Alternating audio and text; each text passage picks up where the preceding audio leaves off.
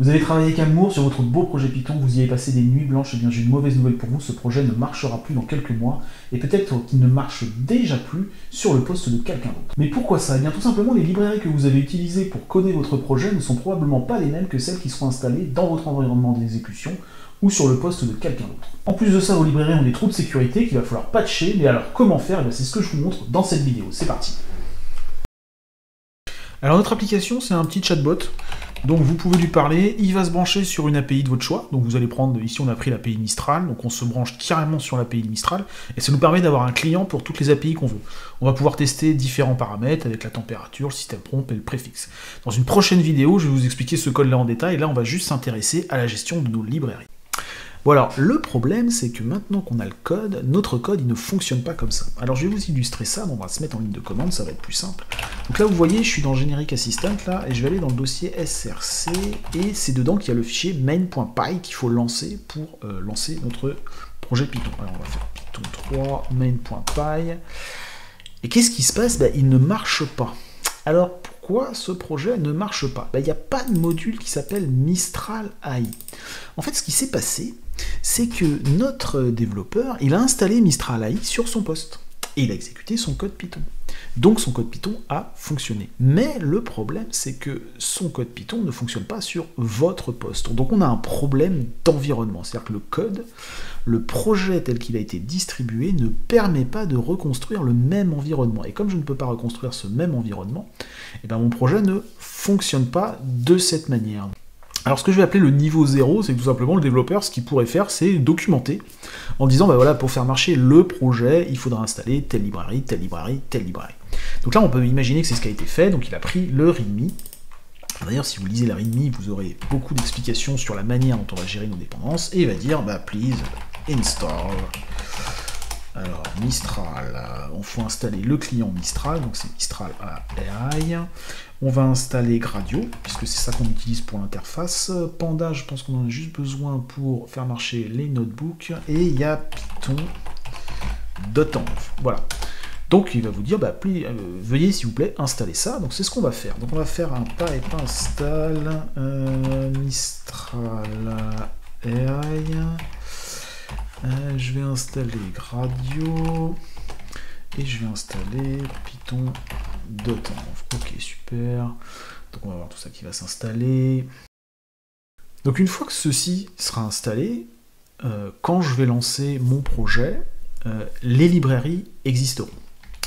Donc ça, c'est une bonne chose. Alors on va recommencer notre main.py. Ok.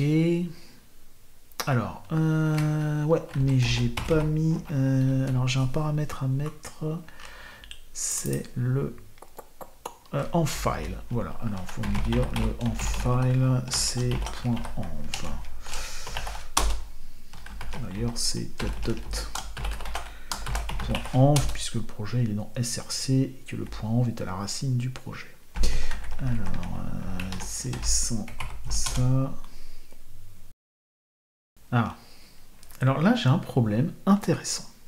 J'avais un projet qui fonctionnait, et là j'ai réinstallé les librairies telles quelles, et le projet ne marche plus. Alors il marche plus, alors si on va regarder un petit peu ce qui se passe, je vois que j'ai une erreur. Mon chatbot object has not attribute clear. Donc en fait j'ai utilisé un objet, j'ai écrit du code, cet objet il avait l'attribut clear, et maintenant il l'a plus. Et maintenant qu'il l'a pu, mon code il ne fonctionne plus. Alors ça veut dire que quand mon développeur il a fait sa documentation, quand j'ai fait notre documentation, j'ai dit d'installer ça, mais en réalité je n'ai pas su préciser quelle version j'ai installée. Alors on s'attend à ce que ce soit la dernière version qui soit installée. Alors c'est vrai, mais pas toujours. En fait, ce qui se passe, et alors ça, c'était même pas prévu quand j'ai fait cette vidéo, je pensais que ça allait marcher, donc ça tombe très bien qu'on ait cette erreur, parce que ça va vraiment vous montrer que quand on gère pas correctement ses dépendances, finalement, on a plein de petits problèmes qui peuvent arriver de manière complètement aléatoire. Là, quand j'ai fait ma commande, Mistral AI, pipe install, Gradio, Python.env, etc., je m'attends à ce qu'on installe la dernière version. Or, c'est pas forcément la dernière version qu'on installe, et c'est ce qu'on voit ici, là. Vous voyez le seed package il y avait déjà dans les librairies Python un Gradio qui existait, et c'était la 3.29. Donc quand j'ai fait mon pipe install, Pipe il a dit ok, il y a déjà une version qui existe, donc moi je touche à rien, parce que je lui ai pas dit de mettre à jour. Or, si je regarde la version de Gradio en cours actuellement, c'est la 5. Et c'est à peu près sur cette version-là que moi, personnellement, j'ai fait mes développements à la base. Donc, en réalité, j'ai installé un Gradio, enfin, je n'ai pas installé un Gradio, mais j'ai cru en installer un, et j'ai déjà eu une incompatibilité qui m'a posé des problèmes, puisque j'utilise la version 3.29.0, donc c'est quand même une version qui est assez loin, et là je me retrouve en réalité à avoir besoin de la version 5. Et donc c'est pour ça que ça ne fonctionne pas, et donc ça nous démontre que cette technique-là, elle a quand même de nombreux défauts. Donc en fait j'ai fait deux erreurs. La première, c'est que j'ai installé des versions sans me demander quels étaient les numéros de version. Et la deuxième, on va la corriger tout de suite. Alors, quelle est cette deuxième erreur que j'ai faite? La deuxième erreur que j'ai faite, c'est d'installer les librairies sur mon système. Alors, comme j'ai installé les librairies depuis mon système, je suis dépendant de l'environnement de mon système. Et le problème, c'est que le développeur qui a développé le projet, la personne qui va récupérer le projet, ont des environnements qui sont probablement différents. Donc quand j'ai installé Gradio, ça m'a installé la version Gradio 3.29 qui était déjà sur mon système, donc il m'a dit ok, Gradio est déjà installé. Et donc le problème c'est que finalement il n'a pas été compatible avec ce qu'il y a. Alors pour remédier à ce problème de dépendance à votre système, on va créer un virtualenv. Alors le virtualenv, qu'est-ce que c'est? On va faire une démonstration tout de suite. On va faire la commande Python 3. Là, vous voyez, j'utilise le Python qui est sur mon système, et je vais utiliser le module. Donc, module, c'est une commande spécifique qu'on va lancer. On va lancer le module venv, et on va lui donner le paramètre venv. Alors, ça veut dire quoi? Ça veut dire qu'il va créer un dossier qui s'appelle venv, par convention, on l'appelle comme ça. Et dans ce dossier venv, vous allez retrouver... Alors, qu'est-ce qu'on va y retrouver? On va y retrouver une arborescence qui correspond à ce que vous retrouveriez dans votre système pour stocker vos librairies Python. Donc on trouve un dossier lib avec un dossier Python avec un dossier seed package. Donc c'est là-dedans, dans votre système, vous avez un usr, bin, char, je crois, lib, Python, etc. Donc ça c'est quelque part dans votre système, c'est nommé dans votre Python pass. Et donc ce Python pass, il va vous donner les différents packages. Alors là on voit qu'il nous a installé déjà de base quelques packages qu'on a pipe et setuptool. Alors pourquoi est-ce qu'on s'amuse à faire ça? Et bien tout simplement parce qu'on va se dire, ok, là je fais un nouveau projet, donc ce nouveau projet, on va lui donner son propre environnement Python, donc quand il va installer des librairies, il va les installer que pour lui. Donc si vous avez plusieurs projets qui cohabitent sur vos systèmes, et bien ces projets-là, eux-mêmes, vont être sur différents environnements virtuels, et donc ils vont avoir leur propre version des librairies. Ça vous évitera d'avoir un conflit, et surtout ça nous évitera d'avoir le problème qu'on a eu avec Gradio, c'est qu'il y avait une vieille version installée sur le système. Quand j'ai fait un pipe install Gradio, il m'a dit c'est bon, j'ai déjà un Gradio, or c'était un vieux Gradio qui était installé sur le système. Là on part d'une page blanche. Alors comment est-ce qu'on active ça? On fait un source venv bin activate, donc il y a un script qui s'appelle activate, et ce script il a activé le virtualenv, donc ce virtualenv a été activé. Là on le voit avec le petit venv qui est dans le prompt. Et donc maintenant, si je veux lancer Python, et le Python pass a été réécrit, donc il m'a mis un Python dedans, là, vous voyez j'ai un bin là, avec son lien vers Python. Et donc j'ai mon Python avec mon main.py. Voilà, alors si je le lance là, on va faire src.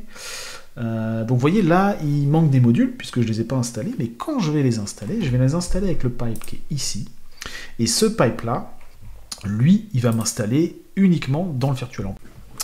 Alors petit aparté, comment ça marche le virtualenv? Donc là, je suis dans mon virtualenv. Je vais faire un echo pass, je vais afficher les 50 premiers caractères de mon pass.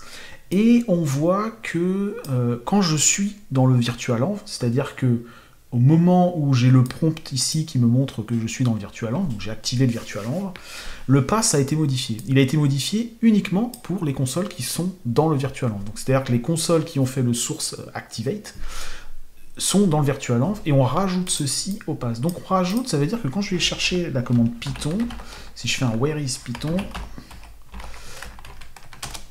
voilà, on voit que le Python qu'il me propose, c'est le Python, c'est pas celui de mon pyenv, c'est vraiment le Python qui est dans mon virtualenv.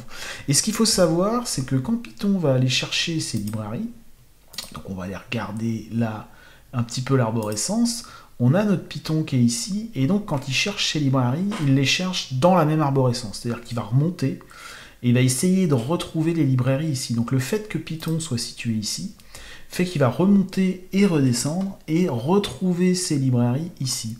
Donc ça veut dire qu'en rajoutant ce Python dans le pass et en mettant les librairies à côté, il va d'une part utiliser automatiquement en priorité ce Python-là, puisque ça c'est le pass qui a été modifié, donc il a juste été modifié pour cette session, on ne change rien au système. Et ensuite il va aller récupérer des librairies qui elles sont dans le virtualenv. Donc on ne change rien au système et aux autres projets, et donc ça nous permet d'avoir nos librairies et notre binaire Python.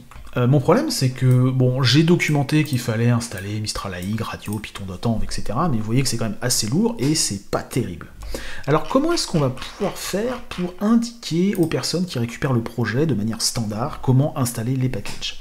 Alors une première idée que personnellement j'apprécie, mais pas dans la forme où je vais la montrer, c'est d'utiliser le requirement.txt. Alors le requirement.txt, c'est un fichier standard, c'est un fichier texte. Et dedans, on va mettre les librairies qui sont dedans, alors qui sont nécessaires pour mon projet. Alors je vais mettre Mistral AI. Alors vous voyez en plus, ce qui est intéressant, c'est que IntelliJ me propose l'autocomplétion, et il est capable de me dire ça tu l'as installé, ça tu l'as pas installé. Donc c'est quelque chose de standard, donc la plupart des softs qui vont utiliser Python vont être capables de reconnaître que c'est un requirement.txt, et si vous ouvrez un projet Python, en général, il va être capable de vous dire oh, bah, est-ce que tu veux installer ce qui est dans le requirement.txt. Donc ça c'est intéressant. Alors j'ai besoin de Gradio, et j'ai besoin aussi de Python.env, à ne pas confondre avec .env, voilà. Donc, vous voyez là j'ai une autocomplétion en plus sur les packages. Donc là, il va chercher sur pipe, où il doit avoir une liste quelque part des packages des packages qui existent. Et donc, il est capable de me proposer une autocomplétion.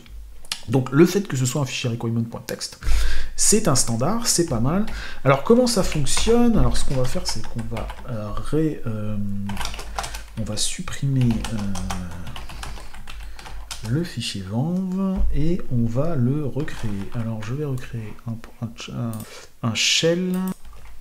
Ok, alors on va sur ce nouveau shell, donc j'ai pas de venv, et donc je vais créer mon venv.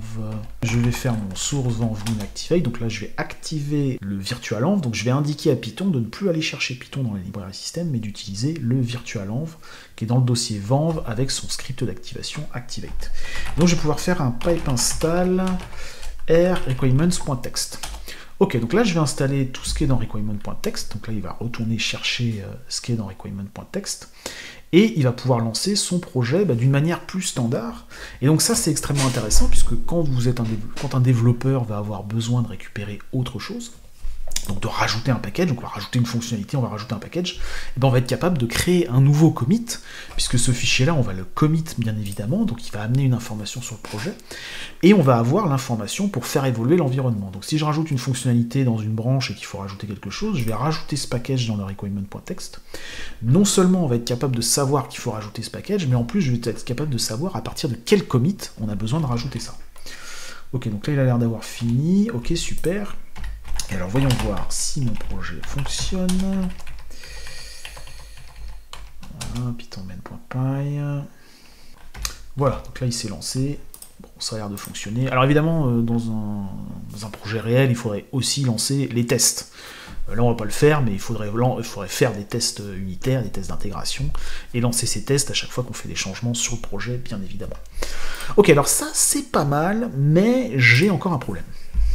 J'ai encore un problème parce que vous avez vu, quand j'ai été récupérer une vieille version de Gradio, et mon projet y fonctionnait, mais maintenant, enfin mon projet ne fonctionnait pas avec la vieille version de Gradio, maintenant il fonctionne aujourd'hui avec cette version.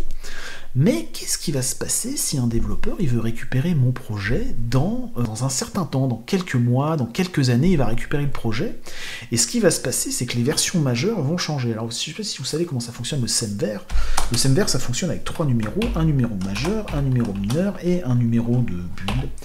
Et en fait, donc par exemple, vous avez une version, on va dire c'est la version 3.2.1, et donc, tant que vous changez les numéros qui sont ici, on est censé être compatible. Donc si j'ai installé la version 3.2.1 d'une librairie et que j'installe la 3.3.1, ça va continuer à fonctionner, ça va continuer à être compatible. Il n'y a que des nouvelles fonctionnalités qui sont ajoutées, il n'y a pas de fonctions qui sont enlevées. Le problème qu'on avait, là, vous avez vu quand on a lancé la première fois avec Gradio, c'est tout simplement que la version 3.29 n'avait pas la fonctionnalité clear dans le chatbot. Donc le semver, il fonctionne comme ça. Et notre problème, c'est que si jamais sort une nouvelle version de Gradio, la Gradio 6, et ça n'apparaît pas dans mon projet. Donc quelqu'un qui va récupérer mon projet dans quelques mois, eh ben son projet ne marchera pas, mon projet ne marchera pas puisque le code n'est pas compatible avec cette version-là. Donc, ce qui ne va pas avec mon requirement.txt, c'est que je l'ai écrit tel quel, sans écrire les versions. Alors, comment est-ce qu'on peut corriger ça? Je vais vous montrer un premier moyen que, personnellement, je n'aime pas trop, et je vais vous montrer la méthode que j'utilise dans les projets, et qui est documentée d'ailleurs dans le code que vous allez récupérer. Alors pour commencer, on va aller regarder un petit peu ce qui se passe. Alors on va faire un pipe hash. Je voudrais lister ce que j'ai installé dans mon environnement virtuel. Alors comme vous avez vu, le pipe c'est celui de mon environnement virtuel. Donc si je fais un pipe, c'est quelque chose qui va fonctionner dans mon environnement virtuel. Donc je vais faire un pipe. Alors c'est list, à ce que je vois, voilà, list installed package. Et je vais regarder ce qui a été installé. Alors comme vous le voyez, moi j'ai installé que 3 choses en fait. Alors comment ça se fait qu'il y a tous ces packages? Et bien tout simplement parce que vous avez des dépendances qui sont dites transitive. Alors une dépendance transitive, qu'est-ce que c'est? Tout simplement quand vous allez installer Gradio, on ne va pas installer que Gradio. Gradio, il a besoin d'installer des choses. Donc il a besoin d'installer la librairie A, la librairie B. Et la librairie A, elle a peut-être besoin de la librairie C. Donc en fait, les dépendances sont installées de manière transitive. C'est-à-dire que chaque package sait de quelle librairie il a besoin. Et quand le pipe va essayer d'installer cette nouvelle librairie, et bien cette nouvelle librairie, elle aussi va savoir de quoi elle a besoin. Et donc on va installer, on va créer un graphe comme ça, de ce qu'on va installer. Donc ça veut dire que tout ce qu'on a mis ici, là, on va voir d'ailleurs un petit peu mieux en détail sur la méthode suivante. Tout ce qu'on a installé ici, ce sont des dépendances transitives. Alors il y a aussi des choses qui sont là, vous voyez, pipe, je pense que c'est là de toute façon quoi qu'il se passe. On retrouve Mistral AI, mais on retrouve aussi d'autres packages qui ont été installés par pipe parce qu'ils étaient nécessaires. Et c'est ce qu'on a vu quand on a fait notre installation. Voilà, Gradio client, donc Gradio client ça doit être Gradio probablement qui le demande. Safe HTTPX, c'est probablement Mistral AI qui a besoin de ça en tant que client HTTP, etc. etc. Python multipart, donc ça doit être pour faire du multipart, c'est-à-dire envoyer des fichiers sûrement pour Mistral, ou peut-être aussi Gradio qui a besoin de ça pour faire ses uploads, etc. Donc ces dépendances transitives, elles ont été également installées, et surtout ça a été installé avec des versions précises. Alors comment est-ce que je vais faire pour figer ça? Alors, une première idée pour figer ça, c'est le pipe freeze. Alors moi, personnellement, j'aime pas trop ça. Je vais vous expliquer pourquoi, mais c'est important de savoir que ça existe. Qu'est-ce que ça fait, pipe freeze? Et bien tout simplement, ça me sort quelque chose avec des versions exactes. Donc ça va prendre toutes les dépendances qui sont installées, et ça va me dire, ben voilà, tu me figes les versions des librairies, et tu me mets ça dans ce format. Et ce format, ça tombe bien, c'est le format du requirement.txt. Donc si je fais un pipe freeze dans mon requirement.txt, alors il est à la racine de ce truc, donc voilà, donc j'envoie mon pipe freeze dedans.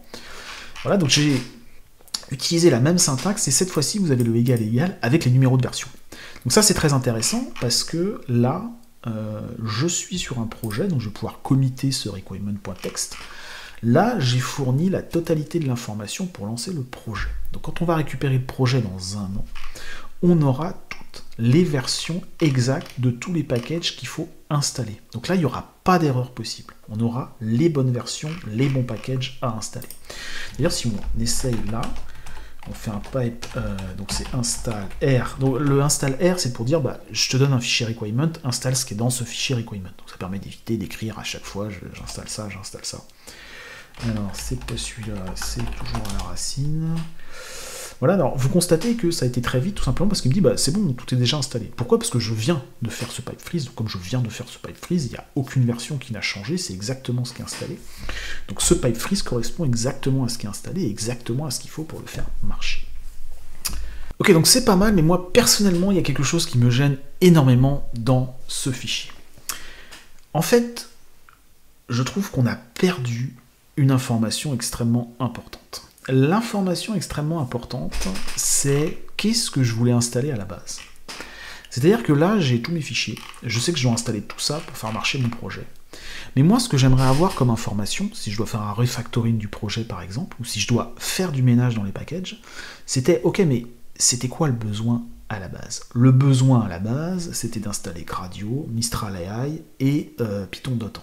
C'était ça mon besoin. Et le problème avec le pipe freeze, c'est que ce besoin, moi, je l'ai perdu. J'ai perdu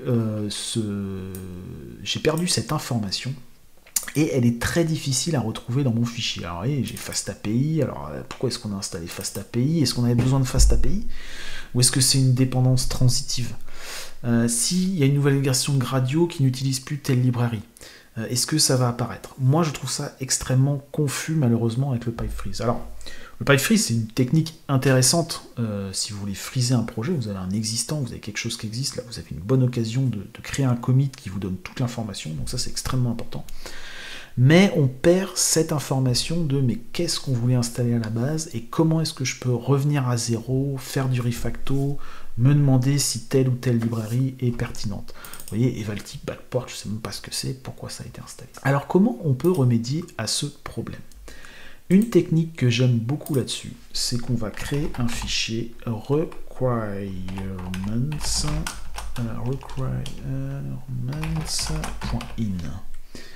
requirements.in. Ok, je vais mettre dedans mes librairies. Alors, on va mettre dans là, Mistral AI, Gradio et toujours Python.env. C'est parti. Ok, qu'est-ce que je vais faire maintenant? Je vais installer quelque chose qui s'appelle PyTools. Ok, et je vais utiliser quelque chose qui s'appelle PipeCompile. Vous voyez, la commande est déjà prête. Voilà, alors j'ai rajouté deux options, c'est noEmitIndex URL, parce qu'en fait je veux pas que l'URL d'index, c'est-à-dire l'URL de mon pipe install, enfin du serveur où il y a mes package pipe n'apparaissent pas, puisque quelqu'un d'autre qui récupère le projet, ça l'intéresse pas. Il faudra rajouter sa propre valeur. Donc il la mettra dans les variables d'environnement, et j'ai enlevé le emit option, parce qu'il y a des choses dedans qui ne m'intéressent pas non plus. Donc j'ai mis du V, voilà, et donc c'est reparti. Là, il va réessayer de refaire des installs. Donc, il devrait utiliser quand même des versions en cache pour la plupart. Voilà.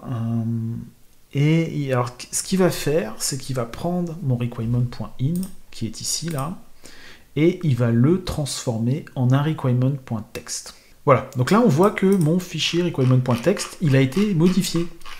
Donc en fait, la commande pipeCompile, elle a pris le requirement.in et elle a transformé ça en un requirement.text. Ok, alors qu'est-ce qu'il a de différent ce requirement.text? Alors il y a toujours le même contenu hors commentaire dedans, donc c'est les mêmes choses. On a aussi une autre information intéressante, c'est qu'on sait via quelle librairie on a installé quelque chose. Donc il a été capable de me générer des commentaires, il fonctionne avec Pipe, hein, et il me génère ces commentaires, donc ça je trouve ça extrêmement intéressant, parce que voilà, je sais que AIO Files, voilà, c'est installé par Gradio. FastAPI, bon, on voit que c'est installé par Gradio. Ça on voit que c'est via HTTP et UVcorn que ça a été installé, ça c'est via HTTPX, etc. Là on voit que c'est Gradio et Mistral AI qui ont tous besoin d'HTTPX. Donc ça c'est une information intéressante, puisque si je me demandais pourquoi j'ai HTTPX dans mon projet, et ben je sais que c'est grâce à ça. Voilà, donc là je vois toutes les librairies qui ont été installées, et si j'ai une librairie qui m'embête, si j'ai pas envie de voir cette librairie, je peux débusquer le coupable en me disant mais qu'est-ce qui fait que cette librairie est installée? Et vous voyez, là j'ai quelque chose de propre qui fait que ça c'est ce que je veux installer. Si je veux repartir à zéro, je repars de ça. J'ai vraiment l'origine de ce que j'ai voulu installer, et j'ai mes fichiers requirement.text. Alors qu'est-ce qu'on va mettre, entre parenthèses, dans notre commit? Dans notre commit, on va mettre les deux fichiers. Donc je vais committer ces deux fichiers, puisque ces deux fichiers ont tous les deux des informations intéressantes qui ne sont pas redondantes. Ça, c'est l'information de qu'est-ce que j'ai voulu installer. Et ça, c'est l'information de ce que je dois installer quand j'installe. Donc, c'est-à-dire que IntelliJ IDEA, par exemple, il va repérer le requirement.text. Mon conteneur Docker, lui, il va s'intéresser au requirement.text. Donc, il va prendre le requirement tel qu'il a été créé à ce moment-là. Et donc, à chaque fois qu'on va le modifier, on va le committer. Ok, alors comment je fais d'ailleurs pour mettre à jour mes librairies? Puisque c'est de ça qu'on parle aussi, c'est-à-dire que j'ai installé mes librairies à un instant T, ça c'est très bien, mais comment est-ce que je vais faire pour mettre ces librairies à jour? Et bien pour mettre ces librairies à jour, je vais utiliser le pipe, c'est un pipecompile,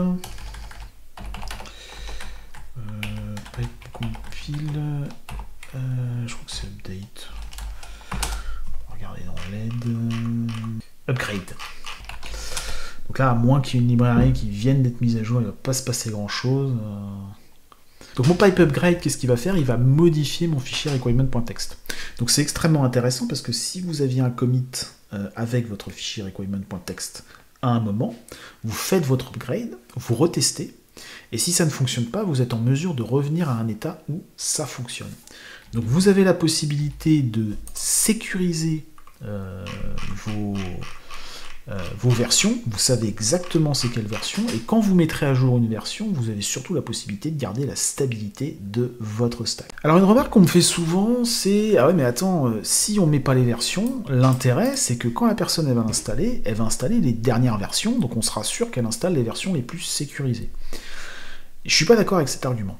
Je suis pas d'accord avec cet argument parce que dans la théorie ça fonctionne, mais dans la pratique pas du tout.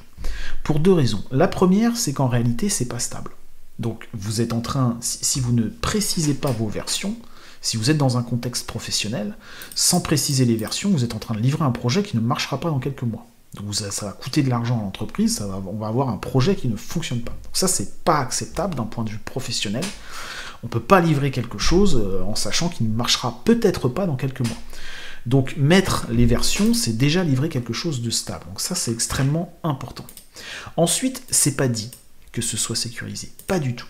Imaginons, alors là, vous avez un Dockerfile. On aura l'occasion de reparler de la manière dont est fait le Dockerfile quand je ferai des vidéos sur ce projet spécifiquement. Ce qu'il faut comprendre, c'est qu'il prend le requirement.txt et puis il installe.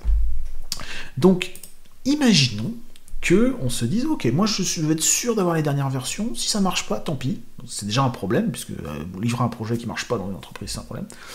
Ça marche pas, tant pis, donc je vais mettre ça pour que PipeInstall installe les dernières versions.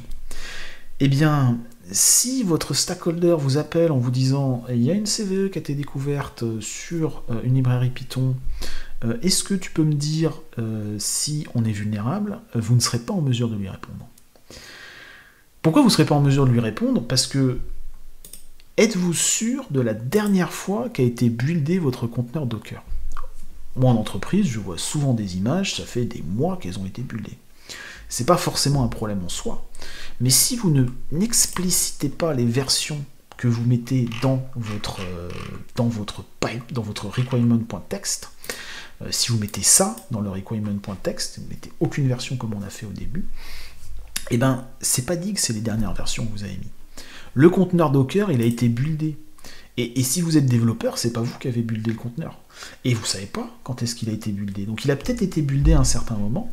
Et pour aller voir cette information, il faudra aller dans le conteneur pour faire un pipe list pour aller récupérer les versions. Ça veut dire qu'en regardant votre code, vous ne serez pas capable de dire je suis vulnérable ou je ne suis pas vulnérable. Autre remarque, c'est vrai que quand on regarde le fichier requirement.in comme ça, on ne sait pas quelle version va être dans le requirement.txt et parfois c'est gênant. Par exemple, là j'utilise Gradio, et j'ai pas envie que ce soit la version 4 qui soit installée, peut-être qu'elle est encore disponible quelque part, je ne sais pas. Donc, en fait, j'ai toujours la possibilité de forcer dans mon requirement.txt, par exemple si je vais faire ça, et je vais dire, ben voilà, moi je veux au moins la version Gradio 5. Imaginons qu'il y ait une fonctionnalité de la Gradio 5.2 dont j'ai besoin, alors, je ne sais pas si la 5.2 existe, mais peu importe. S'il y a une fonctionnalité de la Gradio 5.2 qui existe, je vais pouvoir dire, bah, moi je veux une version plus grande que la 5.2. Et ensuite, PipeCompile va être capable de se débrouiller pour aller chercher une version qui est au moins la version 5 ou la version 5.2. Donc ça, c'est intéressant de le mettre dans votre requirement.in, parce que ça surcharge pas trop l'interface, mais ça vous permet de donner des contraintes que vous avez besoin d'expliciter, parce que ces contraintes, une fois qu'elles sont ici, eh ben, il faut admettre que c'est quand même très difficile à lire.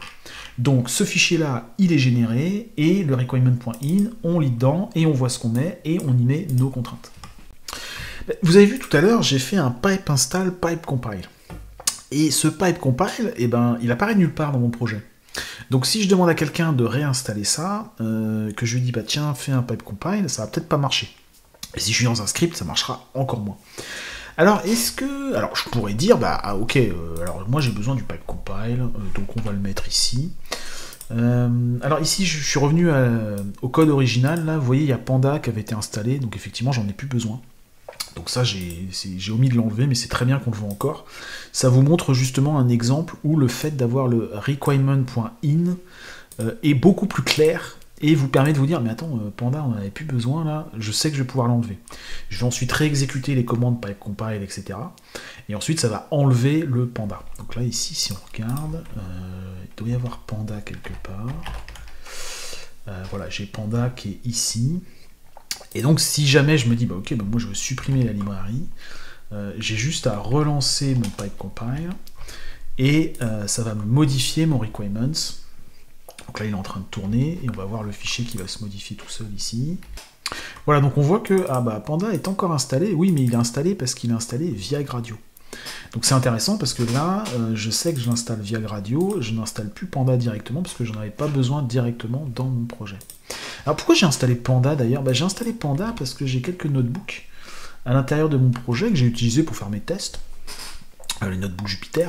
Et ces notebooks, en fait, le souci c'est que ça, j'en ai pas forcément besoin sur mon livrable final. Donc même chose, je pourrais faire un Pipe Tools ici. Pourquoi pas? Donc là, on installerait tout ce dont on a besoin pour écrire nos différents fichiers. Mais le problème que ça me pose, c'est que si vous regardez mon Dockerfile, vous savez que le Dockerfile, il faut mettre vraiment le minimum de choses dont on a besoin dans le Dockerfile. Et ben, j'ai pas besoin du PipeTool dans le Dockerfile, en fait. Le PipeTool, c'est un outil dont j'ai besoin pour développer. C'est une dépendance de développement. C'est pas une dépendance de compilation. Enfin, c'est pas une dépendance de run. Donc, c'est pas quelque chose dont j'ai besoin. Et là, mon conteneur Docker, il va faire un copy de mon requirement.txt. Il va installer tout ce qui est dedans. Donc si dans mon requirement.txt, j'ai besoin de ça, eh ben, c'est pas terrible. C'est pas terrible parce que je vais installer PipeTools.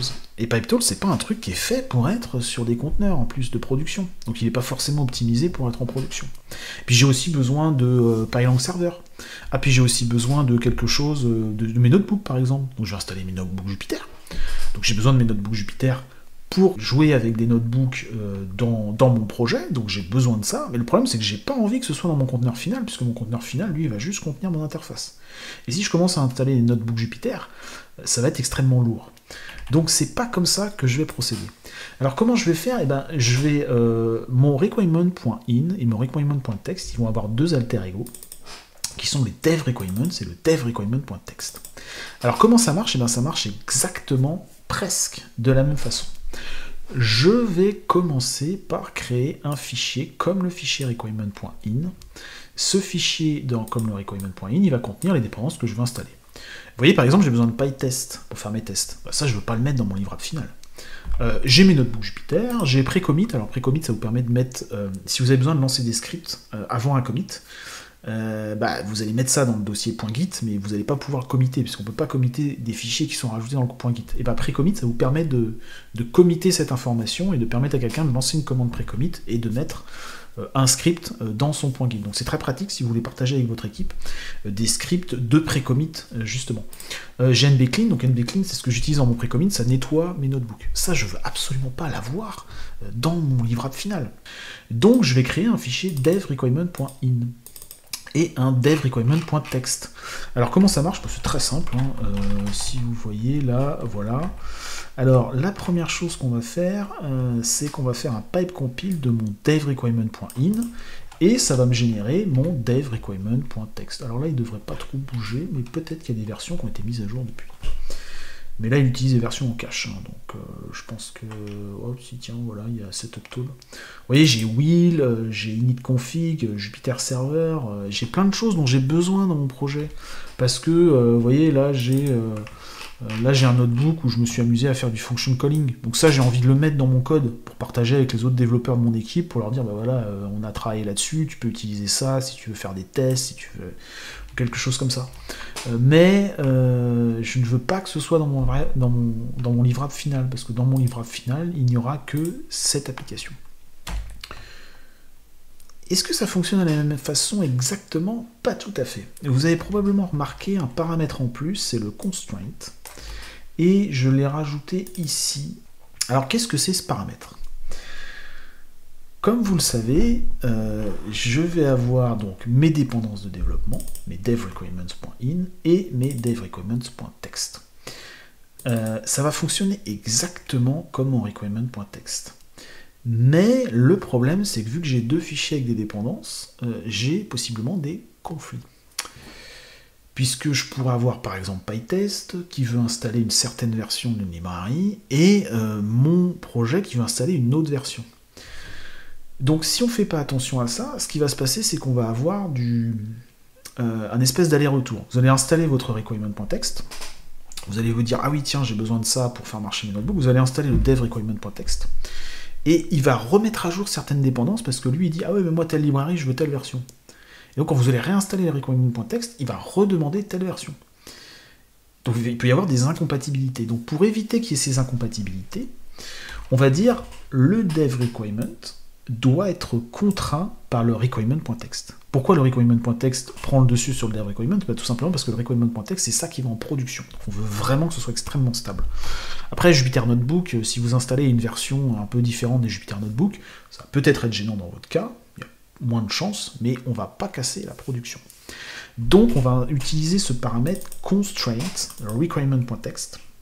On va lui dire, tu fais à partir des dépendances de dev que je t'ai demandé ici, tu m'installes, tu me crées un dev requirement.text, mais ce dev requirement.text, tu le contrains par le fichier requirement.text. Donc aucune dépendance ne doit rentrer en conflit ou réécrire une dépendance qui est dans requirement.text. Ok, c'est parti. Alors, on va faire notre pipe install dev requirement.text. Donc là, il va nous installer tout ce qui est dans le dev requirement.text. Alors, il a été chercher plein de trucs dans le cache, mais on s'en fiche complètement, puisque comme on a des versions exactes, que si la version n'est pas dans le cache, on ira la télécharger, et si elle est dans le cache, ben on prendra celle qui est dans le cache. Donc maintenant, on va installer le requirement.text. Donc ça va acheter. Alors déjà, vous voyez, il y a beaucoup de choses qui sont déjà installées parce qu'elles ont déjà été réinstallées par le dev requirement et lui, il est compatible. Donc c'est les mêmes versions. S'il y a une librairie, c'est la même version qui sera dans le dev requirement. Et c'est le requirement.text qui va prendre le dessus. Et alors, un très bon test à faire, c'est d'essayer de les réinstaller à nouveau. Et là, normalement, il n'y a absolument rien qui change. S'il y avait une incompatibilité, on aurait un phénomène d'aller-retour où dev requirement essayerait de réinstaller la version de sa librairie dont la version est différente, et le requirement, à son côté, ferait la même chose. Donc là, en réinstallant le dev requirement, on voit que tout est déjà installé, donc il n'y a absolument rien qui est retéléchargé. Même chose avec le requirement. Donc on a bien deux fichiers qui sont compatibles. Merci à tous d'avoir suivi cette vidéo, merci pour votre soutien, pour vos messages, ça me fait vraiment plaisir de savoir que vous avez trouvé ça utile, que ça vous a aidé, que ça vous a plu. Dans une prochaine vidéo, on va parler de cette application, celle sur laquelle on a travaillé. C'est un client qu'on peut brancher sur un chat, vous voyez ici je le branche sur Mistral, on pourrait le brancher ailleurs, on va pouvoir changer le système prompt, le préfixe, etc. Donc c'est du code Python qui n'est pas forcément énorme, c'est pas si compliqué que ça, et vous allez pouvoir le récupérer pour faire vos propres applications. Donc je vous donne rendez-vous pour qu'on regarde ça, pour regarder comment ça marche, comment est-ce qu'on a pu créer ça, et comment est-ce que vous allez pouvoir faire ça vous-même. À bientôt.